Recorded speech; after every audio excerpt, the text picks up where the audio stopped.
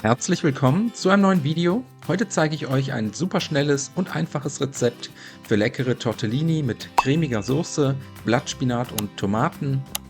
Dafür als erstes eine Zwiebel abziehen, anschließend fein hacken, außerdem 2 bis 3 Knoblauchzehen ebenfalls abziehen und fein hacken.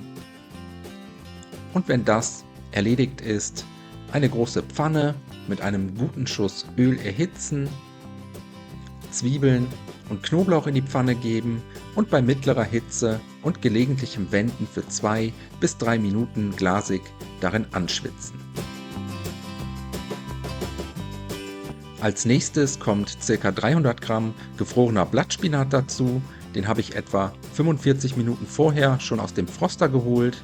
Außerdem 500 Gramm Tortellini aus dem Kühlregal, eine richtig gute Prise Salz und zum Schluss ca. 200 Milliliter Wasser dazu gießen, das Ganze einmal kurz in der Pfanne verteilen, zum Kochen bringen und mit geschlossenem Deckel bei mittlerer Hitze für ca. 3 bis 4 Minuten köcheln lassen.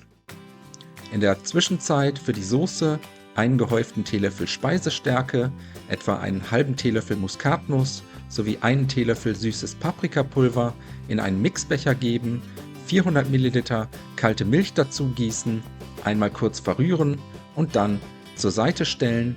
Außerdem halbiere ich mir noch ein paar kleine Tomaten, ca. 250 Gramm.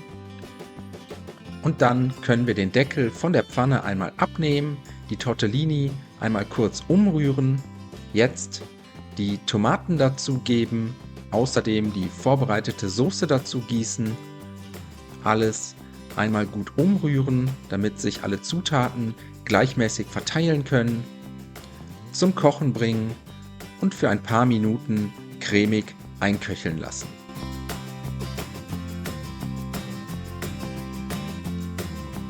Danach sind wir auch schon fertig. Jetzt nur noch kräftig mit Salz, frisch gemahlenem Pfeffer sowie etwas geriebenem Parmesan abschmecken und servieren. Ich wünsche euch schon mal einen guten Appetit, viel Spaß beim Nachkochen, bis zum nächsten Mal.